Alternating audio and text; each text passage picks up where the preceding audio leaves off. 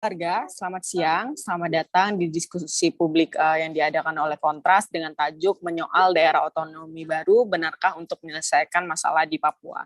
Seperti yang kita ketahui bahwa gelombang penolakan beberapa waktu lalu meledak di Papua terkait dengan isu penetapan otonomi khusus dan wacana daerah otonomi baru atau DOB di Papua. Nah, gerakan penolakan tersebut diwarnai oleh sejumlah aksi kekerasan, pembubaran paksa, pemukulan, lalu pengejaran, penembakan dan lain sebagainya yang mana terjadi di beberapa wilayah di Papua ya seperti Abepura dan Heram.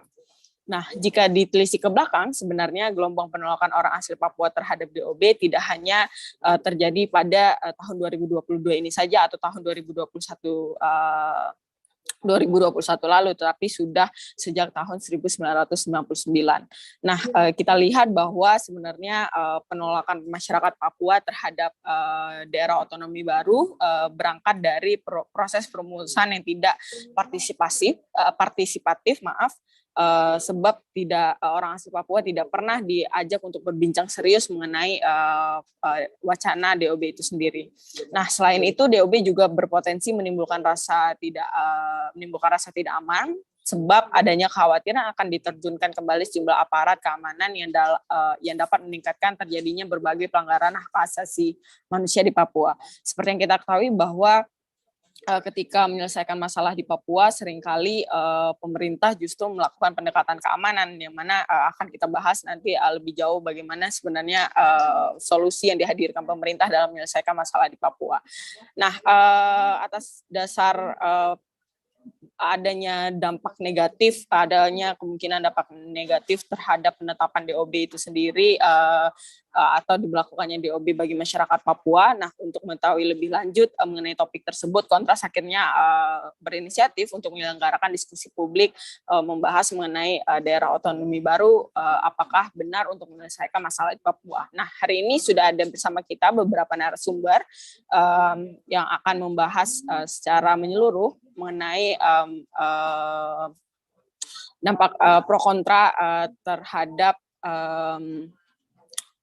penetapan DOB itu sendiri. Sudah hadir bersama kita ada Dr. Ingurah Suryawan, beliau merupakan akademisi Unipa. Selamat siang, Pak Ngurah. Ya, selamat siang, Adel. Ya, selamat siang, Pak. Untuk kita semua, terima kasih. Ya. Terima kasih sudah bergabung, Pak. Lalu ada Ibu Pendeta Dora. Selamat siang, Ibu. Selamat sore di Papua.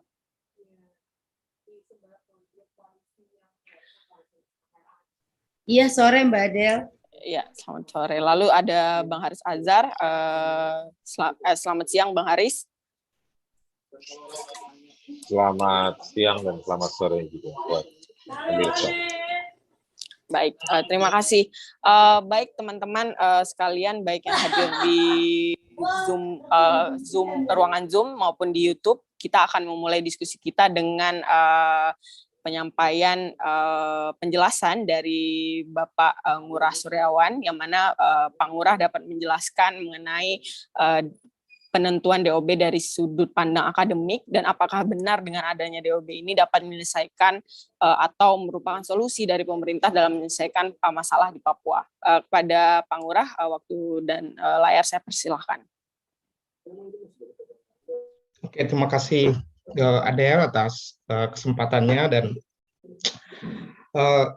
saya pertama-tama ucapkan terima kasih kepada teman-teman di Kontras sudah mengundang saya pada diskusi yang saya kira sangat penting untuk kita pada siang dan sore hari ini. Yang terutama saya kira saya ingin menyampaikan terima kasih dan ucapan syukur kepada leluhur orang Papua yang mengizinkan saya untuk bekerja, kemudian melakukan penelitian dan juga menulis tentang mereka. Semoga apa yang saya tulis menjadi berkat dan menjadi refleksi untuk kita bersama juga. Dan salam hormat untuk Ibu Pendeta Dora dan Bang Haris, salam kenal dan salam sehat untuk kita semua. Baik, saya akan memulai ataupun juga mendasari apa yang ingin saya sampaikan dengan saya kira sebuah kondisi ya yang perlu kita lihat tentang bagaimana diskurs ini ataupun wacana ini begitu berkembang sangat luas, dan saya kira kita harus berefleksi juga bahwa banyak ada korban, kemudian penolakan ini, dan saya kira baru-baru ini kita melihat bagaimana rencana ini itu memantik penolakan dan juga saya kira represi terhadap kelompok ataupun elemen masyarakat, terutama mahasiswa dan komunitas gerakan sosial yang ada di Papua yang melakukan penolakan terhadap wacana ini. Nah, saya ingin beranjak dari diskusi dan juga wacana perbincangan yang sering saya dapat ketika misalnya ke kampung dan juga bercerita dengan orang Papua, rakyat Papua biasa, tentang apa yang sering mereka pahami atau sering mereka ungkapkan tentang relasi mereka terhadap negara, terutama ya. Dalam hal ini adalah pemerintah di Jakarta. Mereka sering bilang latihan lain, main lain, atau bicara lain, praktek lain. Ini menunjukkan yang sering kita diskusikan berulang-ulang tentang ketidakpercayaan dan juga bagaimana rakyat Papua sebenarnya saya kira memendam problem yang sangat serius dalam relasi mereka terhadap pemerintahan terutama. Ya, ini saya memulai dengan judul seperti begitu. Nah, sebelum kita melihat ataupun mencoba untuk merunut ini deskripsi yang coba saya ungkapkan, sebelum kita menginjak ke sana, saya ingat apa yang sering dalam sebuah buku untuk mengenang almarhum Muridan. Saya kira Muridan pernah menyampaikan satu hal yang saya kira sekarang terbukti dengan statementnya yang menyatakan bahwa dalam relasi Papua dan negara ini, satu hal penting yang perlu untuk dijadikan fokus ataupun perhatian adalah bagaimana negara ini memahami tingkah pola dan perilaku para elitnya. Ya, dalam satu kesempatan saya kira. Kemudian pada diskusi yang lain ataupun pada tulisan yang lain, kalau kita lihat misalnya kita pernah membaca ataupun mungkin masih ingat tentang apa yang disampaikan oleh Bapak Pendeta Beni Giai tentang bagaimana sebenarnya kekuasaan dari Jakarta itu mereka memerlukan para tim sukses yang ada di Papua. Para tim sukses itu adalah kelompok-kelompok elit yang kemudian sudah dilatih, diintroduksi begitu untuk menjadi tim sukses atau mensukseskan semua program-program negara, dalam hal ini pemerintah yang ada di Papua. Ya, begitu. Kemudian kalau kita lihat misalnya almarhum Pater Neles Tebay dalam sebuah artikel di jurnal STFT Pajar Timur pernah menuliskan bahwa hal yang perlu kita lihat dalam konteks Papua dalam berelasi dengan negara, saya kira adalah bagaimana sumber dari permasalahan tersebut itu harus kita lihat dengan jernih. Jadi sumbernya atau akar permasalahannya itu perlu kita lihat dengan jernih sebelum kita disilaukan ataupun kita dibuat disorientasi atau melupakan sumber masalah itu dengan berbagai macam apa yang sering disebut oleh orang Papua namanya gula-gula. Termasuk di sini adalah otonomi khusus dan juga pemekaran. gitu ya. Jadi dari tiga poin yang ingin saya sampaikan di awal tadi, saya ingin memulai sebenarnya diskusi ini untuk kita melihat sebenarnya bagaimana cikal bakal atau lahirnya dari diskurs wacana pemekaran, dan kemudian ini kemudian berlangsung dan disambut oleh pemerintah, dan juga saya kira ini dimanfaatkan oleh para elit untuk mengkonsolidasikan kekuasaan. Nah, sebenarnya ide tentang pemekaran ini ya itu sudah lama sekali berlangsung, tapi saya kira yang menjadi momen terpenting itu adalah ketika munculnya Inpres nomor 1 tahun 2003. Saya kira ini yang menjadi titik balik ya dari semua proses pemekaran yang berlangsung ya. Ketika Inpres itu kemudian membentuk menjadi dasar dari pembentukan dari IJB, Irian Jaya Barat. Saya kira ini pada masa pemerintahan Megawati Soekarno Putri kalau tidak salah ya, ini kemudian terbentuk. Jadi ide ini sebenarnya ditolak luar biasa, tadi Adel menyampaikan di awal.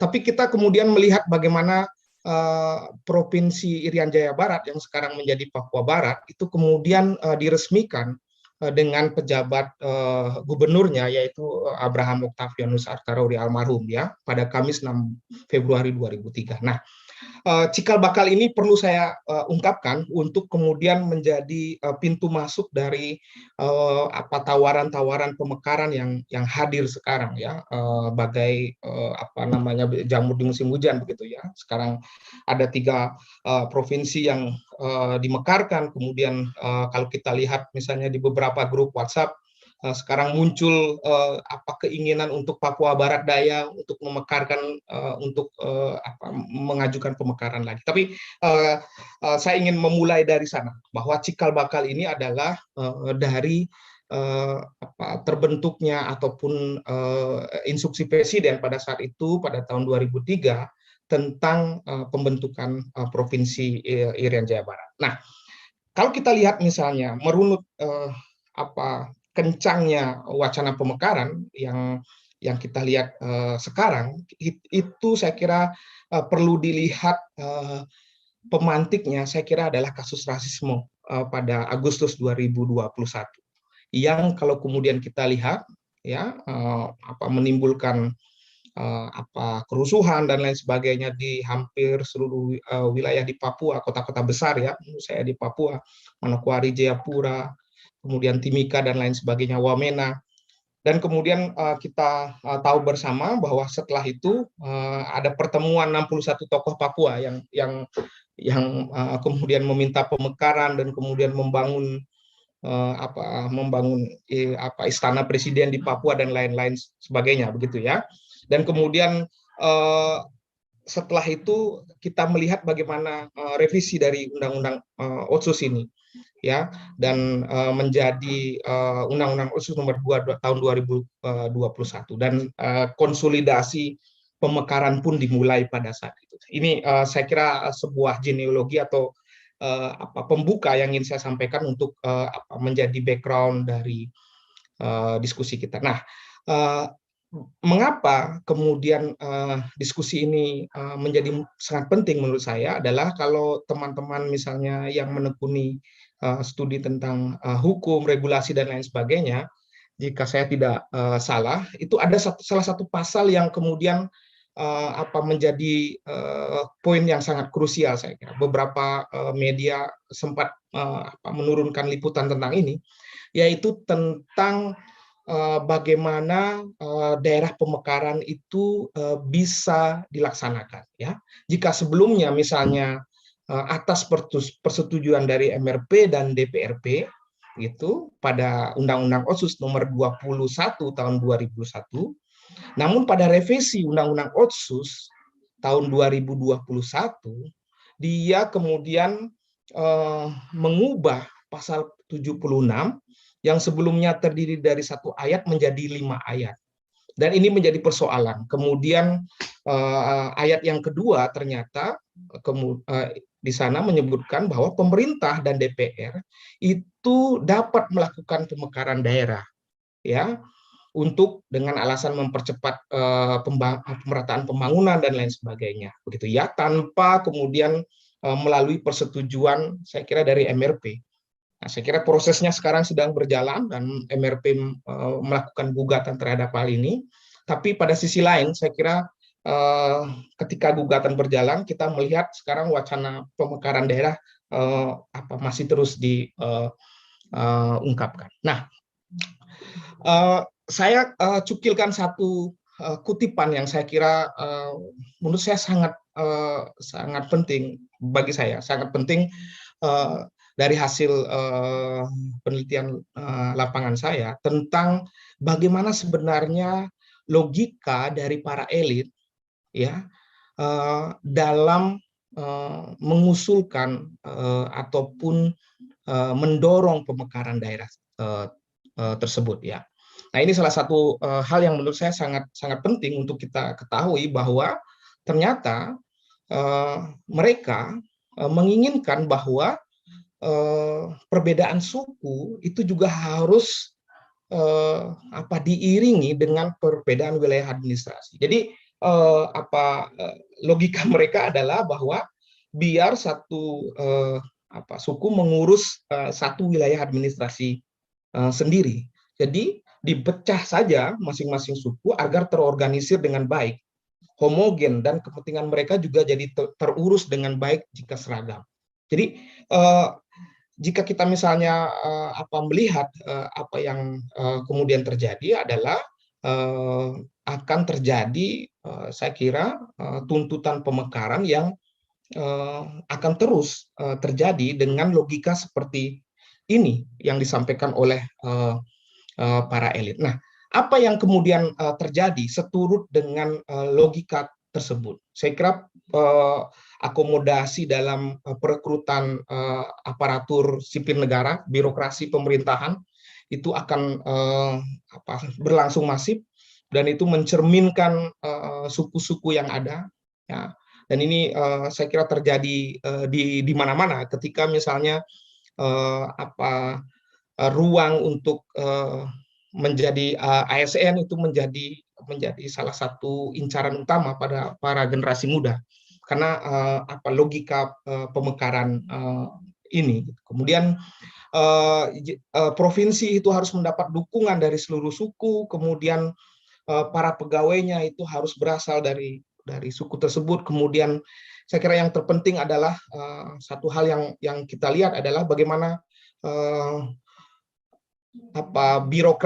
birokrat yang hadir itu juga kemudian mendapat didikan dari universitas-universitas besar yang ada di Indonesia, dan kemudian bagaimana mereka kemudian menjadi tulang punggung dari mesin birokrasi yang nanti akan menggerakkan wilayah-wilayah pemekaran dan lain sebagainya. Saya kira ini koneksi yang harus kita lihat, bahwa selain pemerintah dan negara, saya kira universitas-universitas besar yang ada di Indonesia itu juga mengais keuntungan dari proyek pemekaran daerah ini.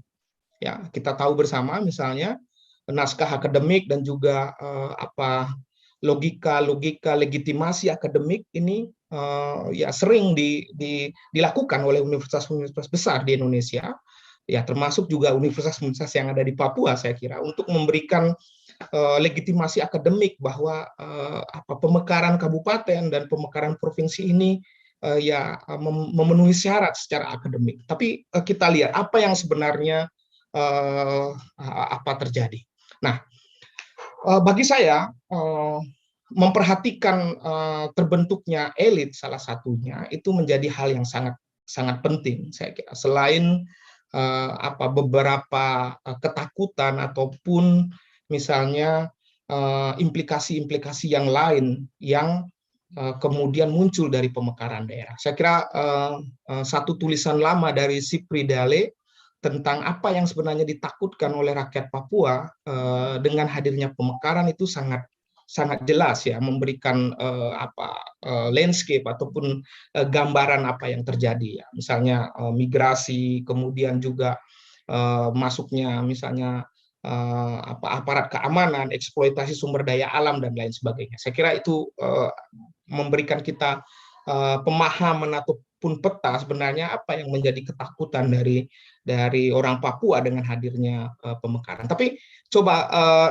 kita lihat bagaimana wacana pemekaran ini kemudian begitu mendapatkan sambutan. Saya kira kita harus memperhatikan terbentuknya para elit ini, ya, yang merespon kesempatan yang dibuka oleh negara, saya kira dalam konteks relasi antara Papua dan negara Indonesia, saya kira. Nah, oleh sebab itulah menurut saya penting untuk memahami bagaimana alam berpikir, siasat, tingkah pola dari kelompok elit ini yang memperjuangkan pemekaran ini. Dan saya ingin menyampaikan bahwa kelompok elit ini adalah kelompok elit yang seperti saya tadi sampaikan, yang dibentuk dalam saya kira mentalitas dan juga iklim berpikir Indonesia dan lain sebagainya, dan budaya, kemudian perilaku mereka, saya kira itu sangat Indonesia menurut saya. Kalau kita perhatikan misalnya acara-acara formal di lingkup birokrasi pemerintahan dan lain sebagainya, memperhatikan misalnya para elit Papua main handphone, kemudian juga bicara, kemudian memberikan sambutan, ya itu sangat khas gaya dari para elit Indonesia, saya kira, karena menjadi didikan dari elit Indonesia, saya kira. Kemudian kita penting untuk melihat kompleksitas itu. Bagaimana memahami dari kelas menengah Papua terdidik dalam konteks pemekaran ini. Kemudian memahami karakter ini yang disampaikan oleh Muridan, saya kira memahami karakter dan bahasa politik simbolis dari pemimpin Papua, dan kemudian belajar mendengarkan dan memahami pendapat para elit Papua. Tentu saya kira para elit di Papua ini tidak seragam, sangat multi layer saya kira, dan sangat kompleks, dan itu perlu kita lihat dalam konteks bagaimana relasi mereka terhadap negara dalam hal ini, dan mereka terbentuk dari lingkungan budaya politik Indonesia sekarang. Nah, jika kita misalnya melihat sejarah, ini salah satu tulisan yang sempat saya buat di Indo Progress tentang bagaimana tulisan awal tentang bagaimana sebenarnya jalan berliku dari para elit Papua sebelumnya ketika melakukan resistensi terhadap pemerintah Indonesia pada saat itu, dan bagaimana mereka mengkoordinir misalnya pembentukan partai politik lokal, kemudian juga melakukan misalnya konsolidasi, dan juga saya kira seturut diantaranya adalah perpecahan di dalamnya. Nah, ini slide saya yang terakhir. Jika kita lihat wacana pemekaran dan hubungannya dengan para elit, sebenarnya kita menjadi, bagi saya, ada refleksi yang ingin saya sampaikan. Saya melihat bahwa muncul dengan sangat masif, saya kira, kelompok-kelompok perantara, yaitu para broker dari berbagai elemen masyarakat yang mencoba untuk mengais keuntungan dan menjadi jembatan dalam proyek-proyek yang ditawarkan oleh pemerintah ini. Ya, saya kira kondisi ini perlu kita lihat di dalam konteks internal Papua dan juga hubungan mereka dengan negara. Itu banyak tercipta misalnya terbentuk kelompok-kelompok terdidik orang-orang Papua, saya kira, yang menjadi broker, ya, dalam pemekaran daerah ini. Ya, kemudian kita menyaksikan sendiri bagaimana reorganisasi ruang karena pemekaran daerah ini. Reorganisasi ruang ini adalah bagaimana kemudian wilayah pemekaran hadir itu menciptakan ruang-ruang baru untuk misalnya eksploitasi sumber daya alam, dan juga saya kira hak atas kepemilikan wilayah-wilayah yang kaya akan sumber daya. Itu kita lihat bersama.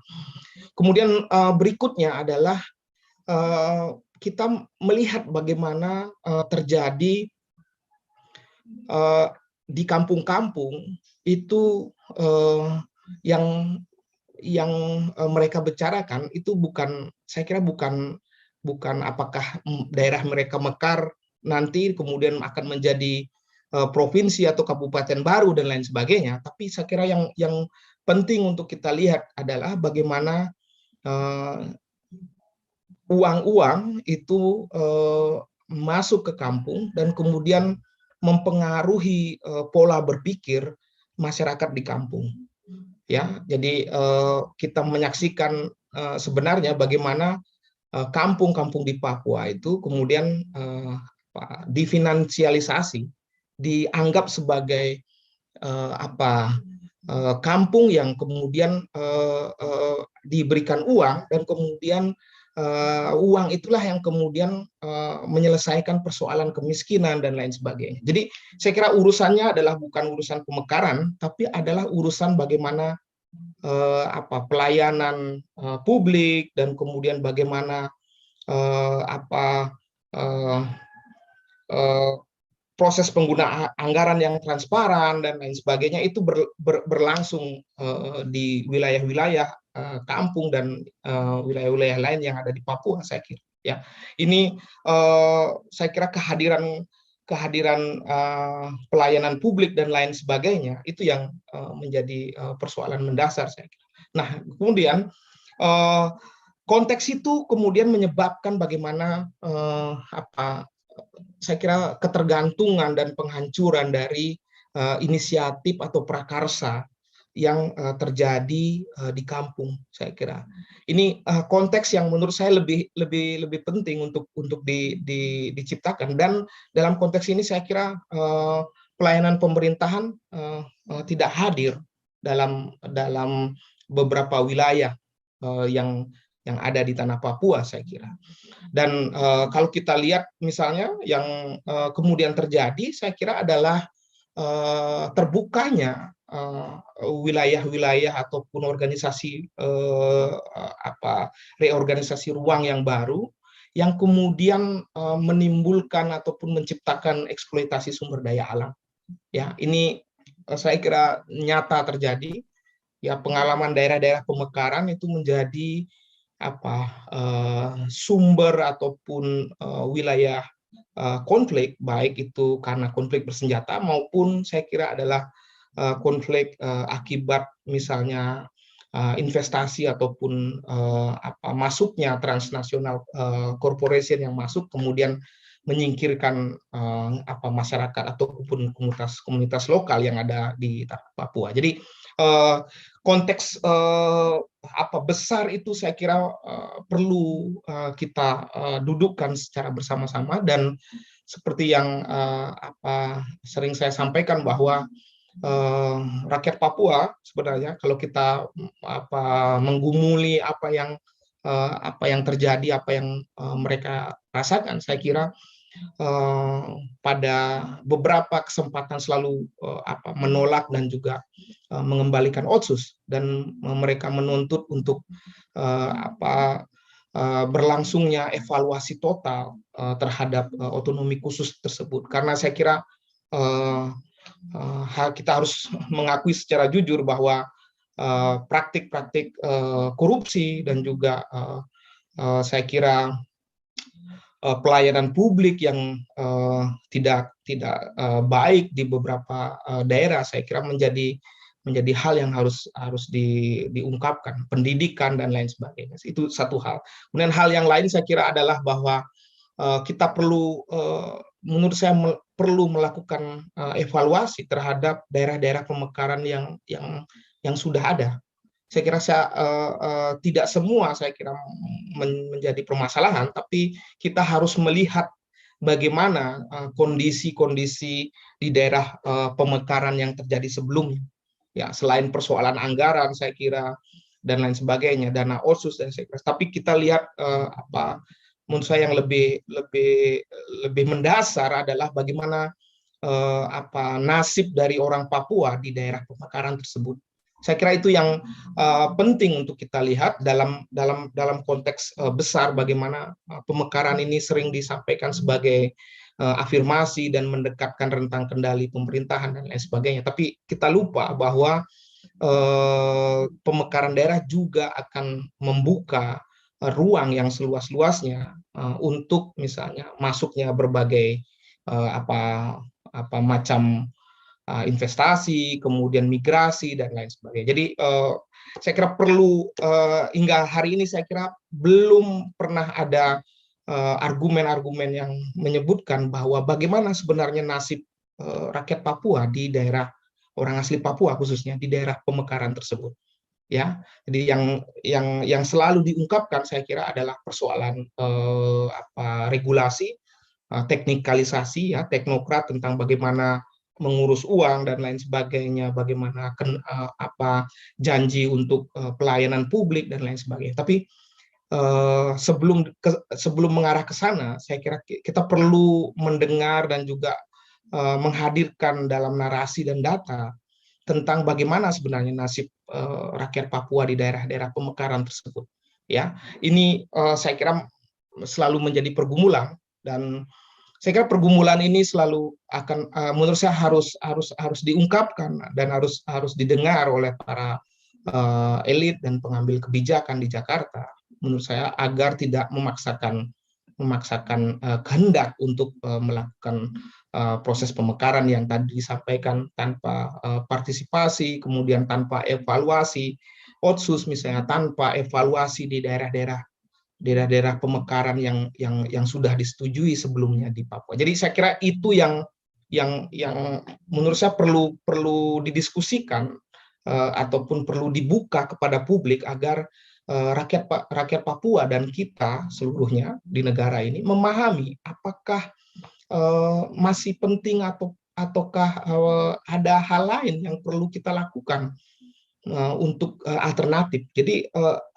perlu ada alternatif tersebut, ya, bukan menurut saya memberikan satu jawaban bahwa harus pemekaran begitu, ya. Jadi saya ingin berhenti di sana untuk mengajak kita semua untuk merenungkan, saya kira, ataupun merefleksikan apa yang tadi saya sampaikan pada poin terakhir. Apakah ini betul-betul untuk rakyat Papua atau orang asli Papua? Dan kita perlu tahu bagaimana nasib dan juga posisi mereka pada hari ini. Saya kira kita harus berefleksi ke sana, saya kira, untuk menjadikan pengetahuan dan apa yang kita miliki itu menyentuh rasa-rasa kemanusiaan dan apa yang digumuli oleh rakyat Papua. Tadi saya baru baca Jubi hari ini menulis liputan yang menurut saya sangat menarik tentang bagaimana selama 4 tahun, hampir 3 tahun, belasan para pengungsi Nduga itu meninggal karena konflik. Ini saya kira tidak pernah terdengar, ya, dalam diskusi-diskusi tentang pemekaran daerah dan juga bagaimana gizi buruk dan lain sebagainya di beberapa wilayah yang menurut saya perlu perhatian. Jadi saya ingin mengajak kita semua untuk meluaskan pemahaman dan melihat persoalan pemekaran ini sekali lagi bukan hanya persoalan teknikalisasi, persoalan bagi-bagi uang, elit dan lain sebagainya, tapi melihat persoalan yang mendasar yang menjadi, saya kira, menjadi pergumulan dan menjadi mimpi dari rakyat Papua untuk bisa mandiri dan bisa sejahtera dan juga bisa mandiri di atas tanahnya sendiri. Saya ingin mengakhiri pada statement itu. Saya kira begitu yang ingin saya sampaikan. Terima kasih, Tuhan memberkati kita semua. Wah. Baik, terima kasih Pak Ngurah atas penjelasannya, sangat jelas sekali, mulai dari cikal bakal ide pemekaran tersebut, lalu pemantik dari daerah otonomi baru sendiri, yang mana kita ketahui bahwa ternyata pemantiknya adalah isu rasisme, dan juga sampai ke pembahasan mengenai perlu adanya evaluasi daerah pemekaran sebelumnya. Nah, nanti lebih jauh kita akan masuk ke sesi diskusi terkait penjelasan Pak Ngurah sendiri.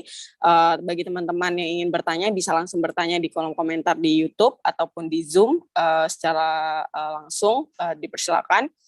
Selanjutnya kita akan masuk ke pembicara kedua, ada Bang Haris Azhar. Bang Haris akan membahas mengenai proses penentuan atau wacana DOB sendiri yang penuh kejanggalan dan apakah bagaimana Bang Haris melihat apakah ini bisa menjadi solusi, terlebih dengan kita ketahui bahwa pendekatan keamanan di Papua selalu dikerahkan ketika menghadapi masalah-masalah yang ada di Papua. Nah, apakah dengan adanya DOB nantinya penetapan DOB nantinya juga akan menambah pendekatan keamanan yang ada di Papua. Kepada Bang Haris, waktu dan layar dipersilahkan. Baik, Rita, terima kasih. Jadi gini, selamat siang dan sore buat siapapun yang menikmati suara saya ini. Termasuk juga yang membenci suara saya. Nggak apa-apa. Begini, daerah otonomi baru itu kan sebetulnya bagian dari upaya untuk memberikan pendelegasian kedaulatan atau kewenangan atau pembagian tata kelola dari pemerintah kepada sebuah wilayah, gitu kan. Idenya otonomi kan seperti itu. Nah, kalau misalnya di Papua mau ada pemekaran, ini kan sebenarnya pemekaran kan DOB. Pemekaran untuk provinsi baru, sekali lagi itu saya mau bilang itu boleh, gitu. Tidak ada yang absolut, tidak ada yang abadi, boleh tidak boleh itu tidak ada yang abadi, bisa-bisa saja. Saya mau mengingatkan bahwa pemekaran itu artinya juga boleh ada penggabungan, gitu. Ini sebetulnya yang saya agak bingung dari beberapa bulan terakhir bicara soal DOB, belum ada juga yang mengkonter untuk digabungkan kembali misalnya kayak gitu. Jadi satu Papua lagi misalnya, karena evaluasi Otsus ternyata gagal, banyak gagalnya. Atau karena dia gagal maka tidak mau dilakukan evaluasi. Jadi misalnya bisa dikembalikan kepada satu Papua seperti dahulu kala sebelum tahun berapa ini 2001. Nah, jadi saya mau bilang bahwa mau ada pemekaran sah, mau ada penggabungan kembali juga oke, sah, idenya sah. Nah, kemudian sekarang bagaimana menjalankannya? Tadi sudah disebutkan oleh Pak Ngurah bahwa secara hukum itu ada pijakannya. Ada pijakannya memang. Pemekaran itu harus disetujui dan otomatis itu harus dikonsultasikan karena nggak mungkin yaitu MRP ataupun DPRP setuju tanpa diskusi itu kan juga ngawur. Nah, jadi pasti dibahas, dikonsultasikan dan disetujui. Nah, jadi yang ingin saya katakan bahwa secara hukum aturan yang kita protes pun sebetulnya berpihak pada ide yang menolak DOB. Kan itu dijamin ya di Undang-Undang Nomor 2 Tahun 2001 bahwa pemekaran itu harus dengan izin MRP dan DPRP. Nah, sebetulnya amandemen terhadap Undang-Undang Otsus itu pun masyarakat Papua juga sedang, sebelum itu kan banyak situasi yang seperti DOB sekarang ini diprotes. Karena diprotes, maka MRP juga sedang melakukan judicial review di Mahkamah Konstitusi yang juga nggak putus-putus. Jadi undang-undang yang kita anggap tidak partisipatif saja buat orang Papua tidak mengakomodir apa yang dilakukan oleh pemerintah dan DPR RI hari ini untuk memekarkan atau melahirkan sejumlah provinsi baru. Ini secara legislasi udah lucu, ini sebuah kelucuan tanpa kita harus ketawa. Jadi lucu tanpa ketawa. Silakan Anda praktekkan. Nah, itu yang sedang terjadi. Nah, sekarang dari sisi ambiguitas lain, misalnya di mana? Misalnya begini, kalau kita mau bicara pemekaran, maka harus dilihat, atau misalnya produknya nanti pemekaran itu berupa undang-undang. Kan undang-undang itu harus ada naskah akademik. Dalam naskah akademik itu akan dibahas alasan filosofis, alasan yuridis, dan juga alasan sosiologis. Mari kita pakai pendekatan legislasi naskah akademik tersebut. Alasan filosofis. Apa betul seperti yang Pak Ngurah tadi katakan bahwa setiap kelompok suku besar ingin punya provinsi? Apakah provinsi adalah konsep yang dikenal dalam peranata adat orang Papua di dalam kelompok besar itu? Apa betul bahwa orang Mepago harus punya provinsi sendiri dalam aturan atau dalam norma adat mereka? Apakah provinsi itu adalah konsep yang dikenal oleh orang Mepago atau orang dari suku yang lain? Nah, mereka mungkin punya konsep yang lain. Ini kan seperti kayak perdebatan undang-undang desa pada tahun 70-an awal, yang semua daerah di Indonesia dilekatkan sistem atau peranata yang kental dengan nilai Jawa misalnya seperti itu. Nah, jadi alasan filosofis tadi kita bisa lihat di situ. Atau misalnya dalam pendekatan governance, tata kelola pemerintahan daerah. Itu kan ada banyak indikatornya ya. Sebetulnya indikator ini banyak dipakai atau diterbitkan datanya oleh Badan Pusat Statistik, oleh sejumlah kementerian, banyak yang punya data-data itu. Untuk mengukur kapasitas, apakah ini cukup untuk dimekarkan menjadi sebuah provinsi. Yang selalu dilihat adalah pendekatan bahwa selalu diangkat ke permukaan adalah orang Papua yang banyak suku-sukunya dan harus diberdayakan. Itu satu. Yang kedua, wilayahnya yang luas. Tetapi operasionalisasinya akan seperti apa? Itu yang simulasinya kita tidak pernah lihat untuk dibicarakan. Nah, jadi saya mau bilang bahwa ada sejumlah alasan yang kalau digunakan, pendekatan-pendekatan yang menjamin kehidupan kita sebagai bangsa, sebagai negara hukum, itu kalau diterapkan, dipraktekkan, pasti banyak hal yang belum memenuhi syarat untuk dilakukan pemekaran di Papua itu sendiri. Jadi, atau misalnya tadi alasan yuridis, rujukannya pakai undang-undang apa? Kalaupun ada undang-undang yang bisa dipakai untuk merujuk pemekaran, lalu bagaimana dengan pasal atau undang-undang lain yang melarang atau membatalkan praktek yang dilakukan oleh DPR dan pemerintah Republik Indonesia untuk pemekaran Papua. Lalu kontradiksi undang-undang ini sendiri bukan yang diselesaikan, malah dipaksakan untuk diabaikan satu di antara yang lain demi semata-mata supaya Papua ini mekar menurut agenda Jakarta. Lalu alasan sosiologis. Mari kita lihat apa yang terjadi di Papua. Ada parade kekerasan yang tidak pernah berhenti. Di balik kekerasan tersebut tidak ada parade penegakan hukum.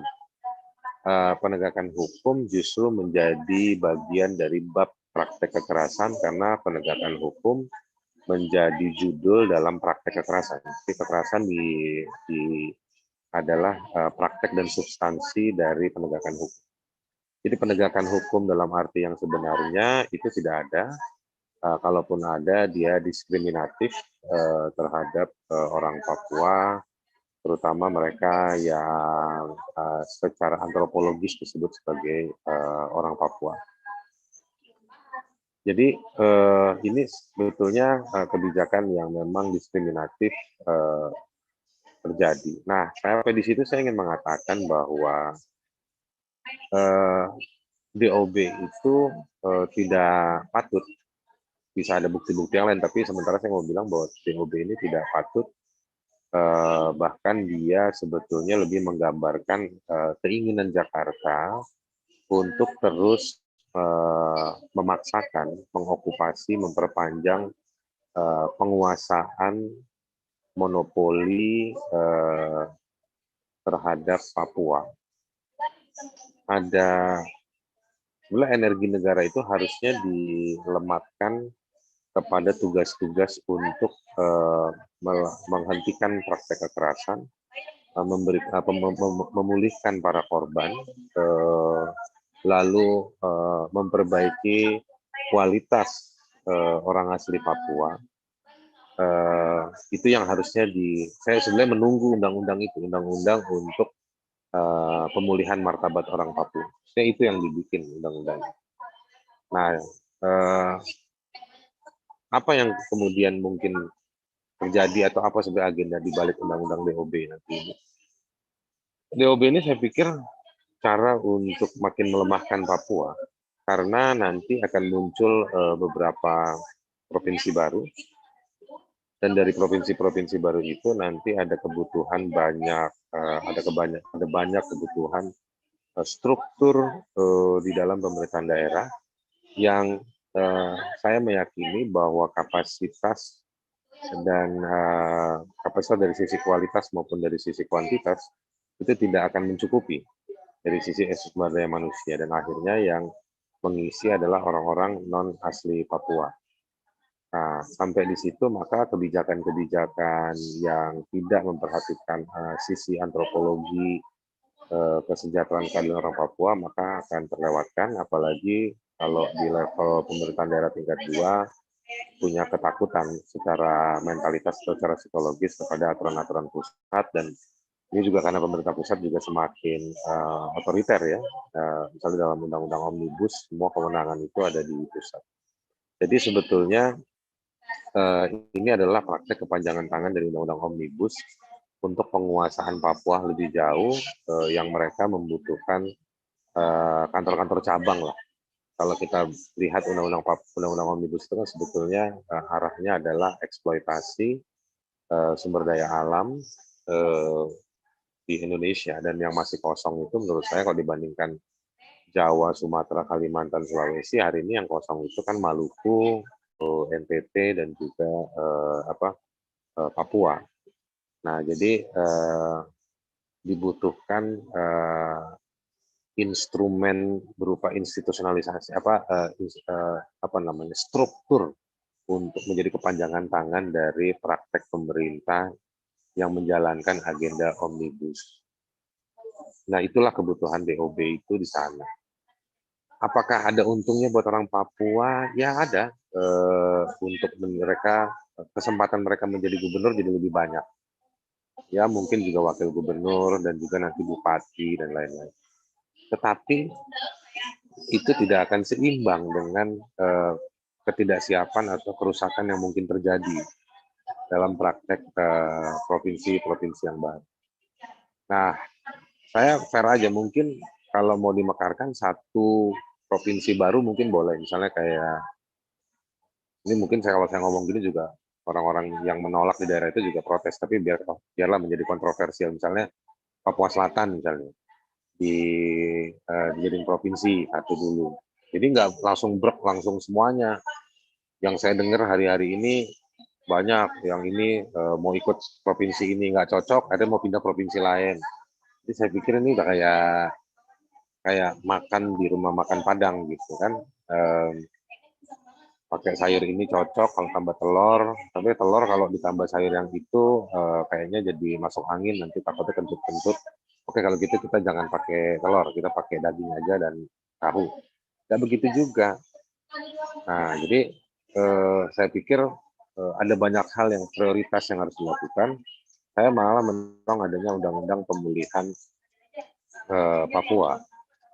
Itu yang jauh lebih penting, karena kalau diuji dari sisi filosofis, yuridis, dan juga sosiologis, pasti dia bakal banyak diisi oleh fakta-fakta yang memang membutuhkan hal tersebut. Nah, itu yang ide saya yang penting itu bukan DOB. DOB itu kalau nanti mau dibilang bahwa dengan DOB kewenangan makin akan terbuka kesempatan memperbaiki kondisi Papua, menurut saya itu omong kosong. Karena kewenangan-kewenangan tingkat 1 dan tingkat 2 yang baru juga nanti itu susah dikerjakan. Saya pikir relevansi mengangkat kembali evaluasi terhadap Otsus ya, ketika tahun lalu ramai soal amandemen Otsus, itu masih jadi penting. Karena kita belum tahu evaluasinya seperti apa. Misalnya kayak Intan Jaya, itu dia adalah kabupaten baru yang setengah penduduknya udah nggak ada di sana. Gitu. Padahal itu adalah triangle ada 3 titik yang menjadi dari sisi sebaliknya Freeport itu kan ada Kabupaten Intan Jaya yang ada 3 spot yang menggambarkan lokasi tambang ya atau mineral. Lalu bagaimana mungkin mereka mau berpartisipasi membangun kabupatennya kalau kondisinya seperti ini. Nah, saya sebagai penutup saya ingin menjawab pertanyaannya adik kita yang bernama Lita, jadi dinamakan Ade Lita. Bagaimana dengan praktek keamanan? Praktek keamanan adalah dia adalah tujuan dan juga cara. Tujuan, jadi semua situasi ini sudah tahu bahwa pemerintah respon ini akan melahirkan penolakan, tapi mereka menganggap bahwa ini adalah tujuan mereka juga, bahwa ya memang biar orang Papua turun ke jalan, biar kita dapat argumentasi untuk makin menambah jumlah maupun operasi keamanan di Papua. Gitu. Jadi bahwa mereka kaget bahwa banyak orang menolak, enggak lah. Sudah sangat gampang diketahui bahwa orang Papua pasti menolak ide DOB ini. Jadi saya menganggap bahwa ide DOB ini juga bagian dari provokasi pemerintah pusat untuk membuat orang Papua marah dan semakin kecewa. Dan dalam caranya juga ini mereka nggak punya cara lain untuk meyakinkan orang Papua selain memaksakan dan memaksakan. Saya pikir ketika dimuncul kayak seperti Pak Ngurah dikatakan orang Papua juga ada yang dukung, sebenarnya ada kesempatan untuk membangun dialog. Dan dialog itu hasilnya tidak harus tetap jadi DOB, tidak harus jadi pemekaran, bisa jadi pengayaan ruang dialog, diskusi untuk saling mengenal, dan pemerintah pusat juga makin yakin untuk mengatakan pada yang pro pada DOB, kan udah ada dialog, ada proses ini semua. Jadi sebenarnya prosesnya yang jauh lebih penting, bukan keputusannya. Dan nggak harus jadi DOB. Saya malah mau bilang, selain DOB dimekarkan, bisa juga digabungkan. Bisa juga kembali kepada konsep satu Papua lagi dulu. Mungkin kira-kira begitu, adik kasihku yang terbaik. Pak Ngurah, terima kasih dialognya. Ibu Dora pasti punya ribuan catatan, lebih banyak dari jumlah pohon yang ada di Papua terkait dengan situasi Papua. Selamat sore ataupun selamat siang. Baik, terima kasih banyak Bang Haris. Selamat melanjutkan perjalanan. Selanjutnya, kawan-kawan, kita akan masuk ke pembicara selanjutnya, yakni ada Ibu Pendeta Dora. Ibu Pendeta Dora akan menjelaskan mengenai siklus kekerasan dan buruknya demokrasi di Papua hari ini, serta relasinya terhadap wacana pemberlakuan daerah otonomi baru. Kepada Ibu Pendeta Dora, dipersilakan. Ya, terima kasih Mbak Adel. Oh, sorry. Ya, kedengaran ya Mbak Adel ya suara saya? Iya, kedengaran Ibu. Oke. Ya, terima kasih. Mbak Adel, sebenarnya pertanyaan terakhir dari Pak Ngurah, bagaimana nasib rakyat Papua di daerah pemekaran?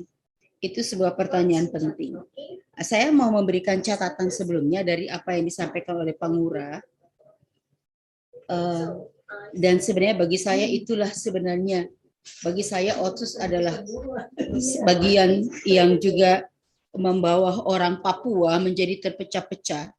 Dan terima kasih Pak Ngurah karena Pak Ngurah mempresentasikannya bagaimana di daerah pemekaran itu kemudian ada pemerintah yang, jadi di daerah-daerah itu mulai terbentuk pemerintah kabupaten. Jadi kalau ada kabupaten, maka bupatinya harus orang situ, DPR-nya harus orang situ ya. Jadi kalau di Kabupaten Jayapura, Sentani, maka bupatinya harus orang Sentani. SKPD-nya kalau bisa juga ya berapa puluh persen itu orang Sentani umpamanya. Dan hari ini banyak daerah seperti tadi dipresentasikan Pak Ngurah bahwa pemikirannya jadi pemikiran Indonesia di mana daerah-daerah baru itu dimekarkan dan membentuk pemerintahan daerah menurut suku-suku yang ada. Dan saya memberikan catatan bahwa itulah sebenarnya sumber keterpecahan orang Papua hari ini. Kalau waktu lalu sebelum otonomi khusus, orang Papua bisa bisa menjadi bupati, orang Papua Barat umpamanya, orang Maibrat bisa jadi gubernur di Papua, atau orang dari daerah Wamena bisa menjadi bupati di Sorong umpamanya, itu bisa terjadi. Maka di daerah Pemekaran itu sangat sulit karena sudah kembali ke arah kesukuan. Sebenarnya Injil, saya mesti menjelaskan bahwa orang Papua pada sebelum Injil masuk di Papua, mereka terpecah-pecah seperti itu. Injil kemudian mempersatukan di mana semua dari orang dari daerah, dari wilayah-wilayah di Papua itu disekolahkan bersama, di dalam satu tempat pendidikan bersama supaya membangun rasa kebersamaan sebagai orang Papua. Nah, saya lanjut setelah itu. Nah, jadi Pemekaran ini kemudian dia menghasilkan sebenarnya bagi saya perpecahan orang Papua kembali ke suku-suku gitu. Nah, otonomi khusus itu membuka wilayah-wilayah Pemekaran baru. Dan pada Undang-Undang Otonomi Khusus tahun 2001 yang tahap pertama sudah cukup banyak beberapa daerah kemudian menjadi mekar. Tetapi daerah-daerah pemekaran baru ini yang begitu disupport dan begitu diharapkan kemudian membawa perubahan, justru menimbulkan situasi baru sebenarnya karena terjadi konflik di mana-mana. Konflik hari ini di Papua, Mbak Adel, justru sebenarnya paling besar dan sekarang ini begitu luas, justru di daerah-daerah pemekaran. Yang tadi disinggung Bang Haris, yang tadi disinggung Bang Ngurah. Jadi seperti Intan Jaya, Duga, Maibrat, Ilaga, Pegunungan Bintang, itu semua daerah-daerah pemekaran yang kaya sebenarnya, kaya sumber daya alamnya, dan justru karena pemekaran itu mengakibatkan dibukanya ketahanan, lembaga ketahanan masyarakat. Jadi ada Polres dibuka, Kodam dibuka, Korem dibuka, dan itu karena daerah pemekaran tentu saja pemerintah harus mengirim aparat keamanan untuk mengisi daerah-daerah pemekaran baru itu. Nah, kehadiran aparat keamanan ini kemudian menghadirkan konflik baru karena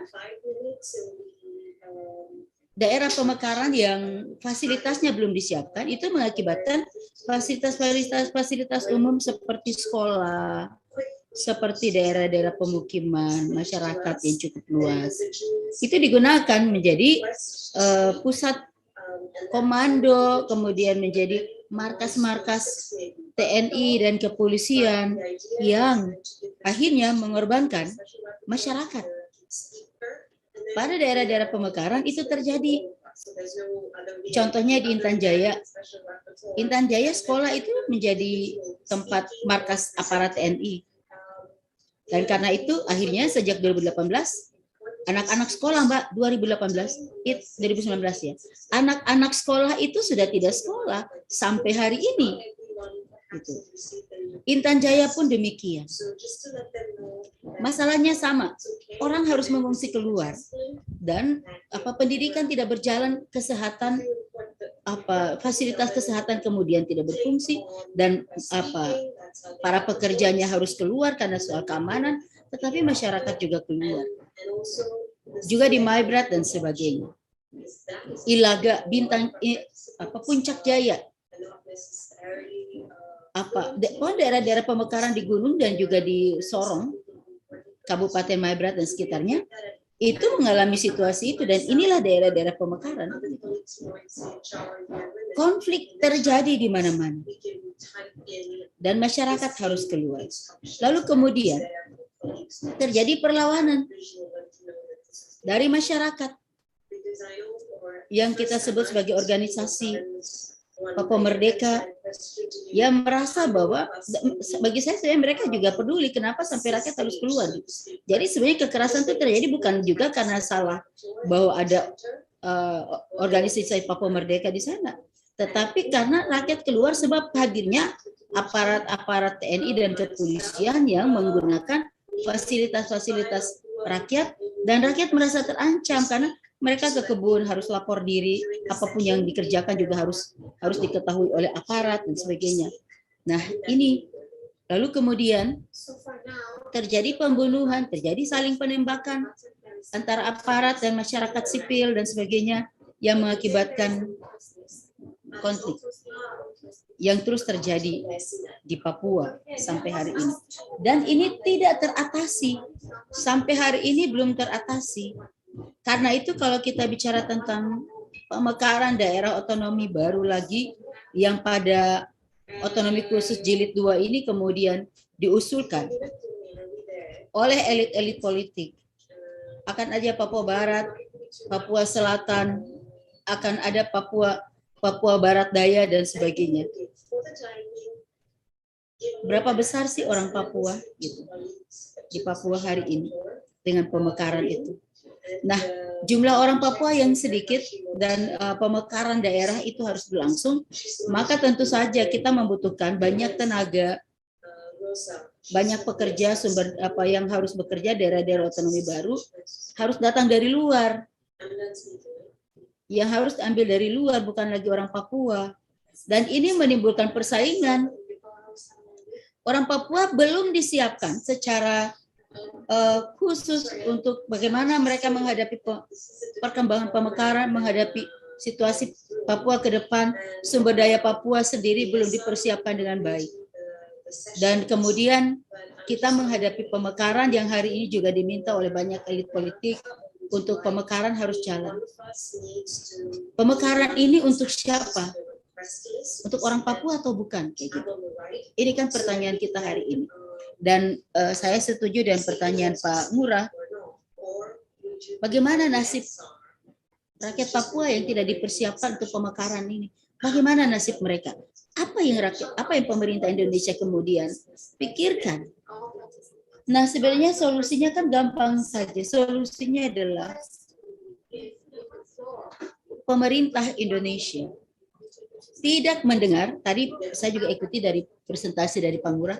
Begitu banyak elit politik ke Jakarta nih, mengusulkan ini, mengusulkan itu. Tetapi itu elit politik yang memang sudah menikmati kekuasaan, dan pada umumnya mereka yang meminta pemekaran adalah mereka yang tahun ini atau tahun depan itu sudah selesai masa jabatannya sebagai bupati, sebagai wali kota, itu kayak gitu.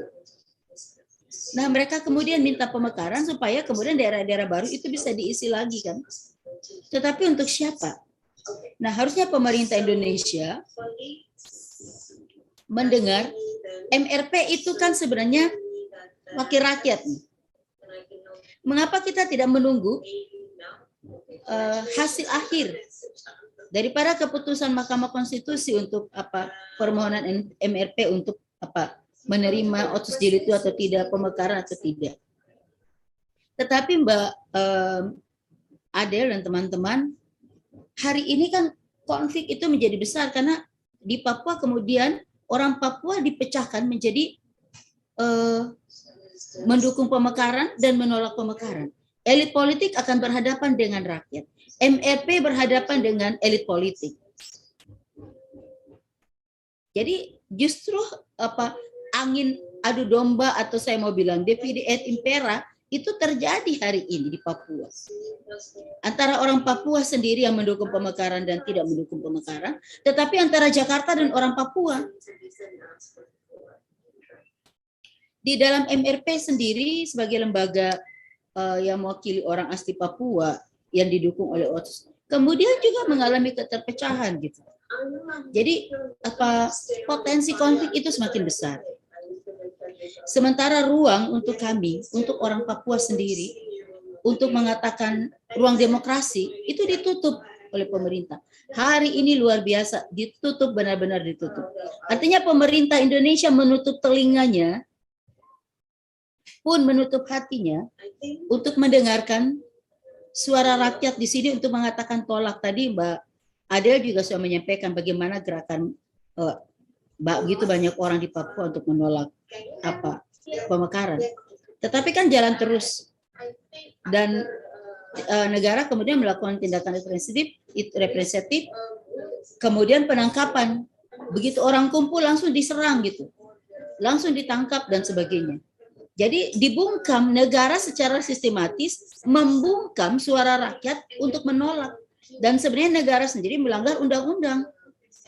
Bukankah untuk berkumpul dan mengemukakan pendapat itu juga adalah hak juga dari kami, dari rakyat gitu. Nah itu yang terjadi, Mbak Del. Jadi kalau kita mau bicara tentang bagaimana instalasi konflik yang terjadi di Papua sangat tinggi hari ini, sangat tinggi, karena mereka mereka tolak merdeka, tolak Papua, tolak pemekaran. Jakarta mendukung pemekaran, bahkan mendorong banyak orang datang untuk bicara pemekaran. Bagaimana pendapat gubernur kemudian ditolak oleh bupati umpamanya. Jadi mau saya katakan bahwa hari ini terjadi perpecahan divide et impera, hari ini terjadi konflik yang tidak pernah diselesaikan, hari ini terjadi pengungsian yang kemudian datang juga itu sebenarnya dari daerah-daerah pemekaran, rakyat yang tidak tahu dan tidak terlibat apa-apa, kemudian harus keluar dari daerahnya karena dia merasa tidak aman, tetapi juga dia terancam, apalagi para pemilik hak wilayah adat itu merasa terancam karena memang mereka tidak bisa tinggal di tempatnya sendiri karena selain daerahnya dikuasai oleh aparat, tetapi juga kebebasan mereka sebagai masyarakat di kampung-kampung itu mulai dibatasi. Ada waktu-waktu tertentu ke kebun, harus melaporkan diri dan sebagainya. Seperti itu Mbak Adel. Jadi kalau kita mau menyampaikan apa yang terjadi di Papua hari ini, inilah situasi daerah pemekaran di Papua dan sudah pasti pemerintah sudah memutuskan akan ada daerah pemekaran lagi. Saya mau memastikan bahwa daerah-daerah pemekaran adalah daerah kaya akan mineral, sumber daya alam, yang kemudian yang dikhawatirkan lagi akan semakin meluas, perpecahan dan juga korban yang datang dari rakyat. Mbak Adel, mungkin dari saya seperti itu ya. Terima kasih. Baik, terima kasih Ibu Pendeta Dora. Tadi menarik untuk menjadi highlight bahwa konflik besar sebenarnya terjadi di daerah pemekaran itu tadi ya, seperti Intan Jaya dan lain sebagainya.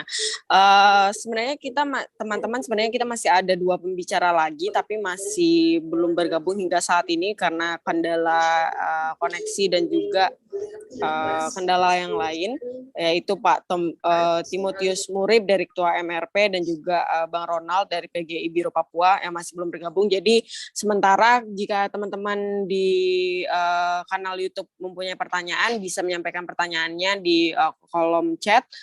Tapi sebelum itu ini sudah ada masuk pertanyaan yang mungkin bisa dijawab oleh Ibu Pendeta Dora dan juga Pak Ngurah. Pertanyaannya adalah bagaimana menjawab permasalahan utama soal kesejahteraan Papua tanpa adanya pemekaran, karena klaim dari pemerintah kalau kita lihat soal pemekaran adalah untuk mencapai kesejahteraan di Papua, utamanya soal pendistribusian anggaran. Seperti itu. Mungkin Pak Ngurah bisa menjawab terlebih dahulu, dipersilakan.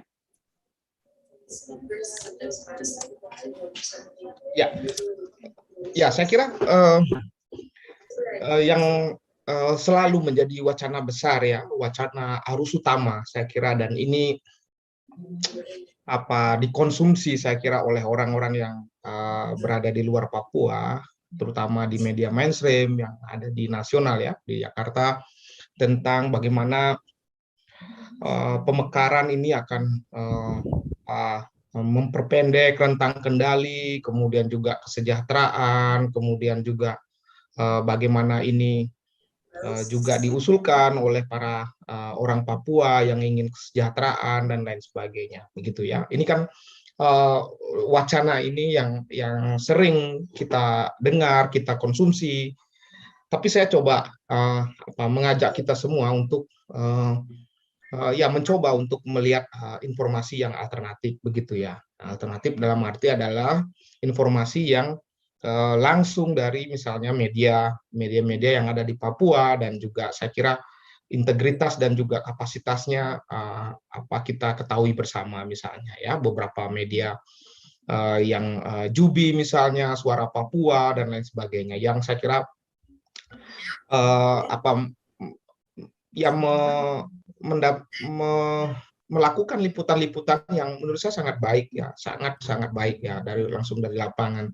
Ya beberapa misalnya liputan dari Project Multatuli, kemudian juga Tirto dan lain sebagainya. Itu menurut saya ini penting sekali kita jadikan referensi. Itu yang ingin saya sampaikan pertama ya, sebelum menjawab pertanyaan. Nah, apa hubungannya? Ya hubungannya adalah bahwa logika dari pemekaran yang diungkapkan oleh negara tersebut itu kemudian dikonsumsi oleh rakyat Indonesia, kan begitu ya, di luar Papua, yang menyatakan bahwa ya harus mendukung pemekaran dan lain sebagainya. Jadi persoalannya saya kira bukan persoalan dukung-mendukung gitu, tapi bagaimana kita memahami ya keutuhan persoalan, ya keutuhan yang sebenarnya terjadi di Papua. Saya berkali-kali menyampaikan itu dalam beberapa kesempatan, karena saya ingin mengajak kita semua sebenarnya melihat persoalan yang terjadi di Papua itu secara holistik dan juga secara komprehensif. Jadi base-nya itu adalah base yang memang berasal dari grassroots, dari Papua gitu. Meskipun itu penuh dengan layers-nya ya, kompleksitasnya banyak. Tapi kita bisa melihat itu dan bisa jernih melihat. Nah, kenapa selalu diungkapkan persoalan anggaran? Kalau kita lihat sebenarnya ini membebani anggaran dari pemerintah sebenarnya. Ya, kalau misalnya lahirnya daerah-daerah pemekaran baru itu kan dananya itu untuk menjalankan pemerintahan dan lain sebagainya kan itu masih dari APBN.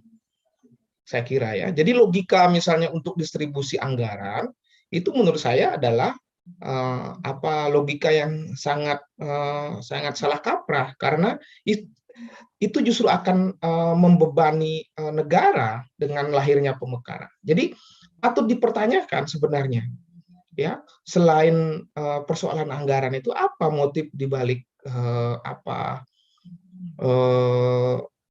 jalan tolnya pemekaran yang ada di Papua gitu ya. Kalau kita misalnya mencoba mengkomparasi misalnya daerah-daerah ataupun negara-negara lain yang ingin melakukan pemekaran, itu kan prosesnya sangat panjang.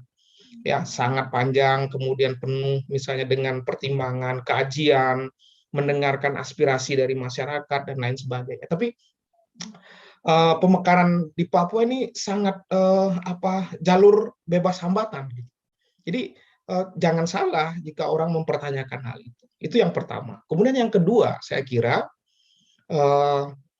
seperti yang tadi saya sampaikan di awal, itu yang saya kira mohon maaf kalau saya salah ya, tapi saya memahami yang selalu menjadi pertanyaan dan pergumulan dari orang Papua itu adalah ya evaluasi tentang Otsus itu, yang mereka kemudian menganggap itu bukan sarana untuk kemudian mensejahterakan mereka. Yang sejahtera adalah para elitnya. Nah, evaluasi Otsus dan juga pelayanan publik di sektor-sektor utama, saya kira itu yang harus dilakukan ya. Ya mungkin dilakukan, tapi itu kan dilakukan di Jakarta ya. Jadi pameran keberhasilan Otsus dan lain sebagainya begitu. Tapi coba kita lihat bagaimana situasi-situasi yang terjadi. Jadi menurut saya evaluasi ini harus saya kira dilakukan dari bawah, bukan dilakukan di Jakarta, di Makassar atau di luar negeri dan lain sebagainya, tapi dilakukan di bawah. Dan saya kira kita harus mengetahui atau mengetahui, dan publik juga harus mengetahui bagaimana evaluasi hasil dari evaluasi tersebut. Gitu ya. Itu yang pertama. Dan kalau kita lihat misalnya gejolak yang terjadi di masyarakat Papua, kan mereka mengembalikan Otsus ya, mengembalikan Otsus, menolak Otsus dan lain sebagainya. Tapi kan kita tahu bersama, kalau kita tarik sejarah ke belakang lagi, kita tahu bersama bahwa Otsus ini kan negosiasi ya. Otsus ini adalah negosiasi dari keinginan rakyat Papua untuk merdeka. Jadi itu harus menurut saya statement itu saya kira harus diakui oleh banyak kalangan bahwa Otsus itu adalah tawar-menawar dari kaum cerdik pandai, birokrat, elit terdidik ya, dari rakyat Papua untuk bernegosiasi ya ketika rakyat Papua tim 100 minta untuk merdeka. Jadi itu proses negosiasi yang terjadi. Maka kemudian tidak salah jika kemudian orang berspekulasi bahwa hadirnya pemekaran ini adalah gula-gula baru setelah Otsus yang kemudian menambah ya situasi perpecahan dan juga semakin rumitnya kekerasan dan juga situasi krisis yang dialami. Jadi yang kemudian menjadi pertanyaan saya seperti tadi di awal adalah bahwa coba kita renungi bersama-sama ya. Saya kira itu menurut saya itu yang paling urgen yang harus kita lakukan sebagai manusia. Ya, entah dia sebagai pejabat negara, entah dia sebagai menteri, entah dia sebagai nelayan. Apakah kita ataupun rakyat Papua di daerah-daerah pemekaran itu mendapatkan, di daerah pemekaran sebelumnya maksudnya, itu mendapatkan jaminan kesehatan dan juga kehadiran negara dalam berbagai macam programnya itu menyentuh perasaan mereka ya, menyentuh menjadi penolong dalam kehidupan mereka. Jadi itu kan menurut saya nggak susah untuk mendapatkannya itu. Jadi Anda tinggal turun ke kampung, kemudian tinggal di kampung barang seminggu 2 minggu, kemudian dengar apa yang masyarakat rasakan dengan situasi yang terjadi. Itu di semua kampung, apalagi di daerah-daerah pemekaran, daerah-daerah konflik misalnya.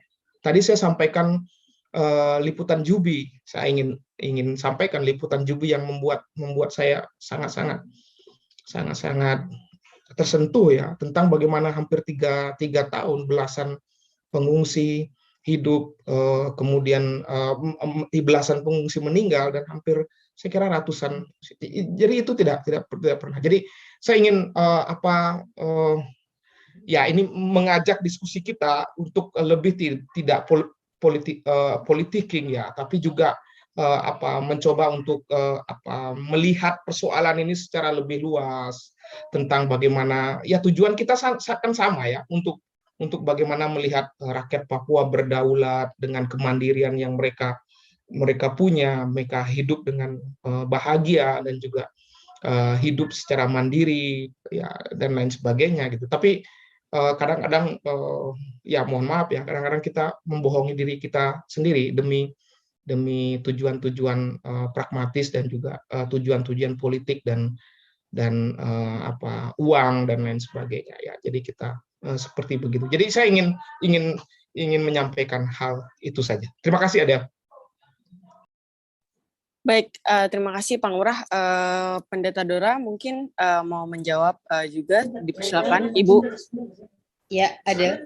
Nah, ada sebenarnya bagi saya pemekaran itu tidak menjadi masalah, tapi mempersiapkan orang itu menjadi penting.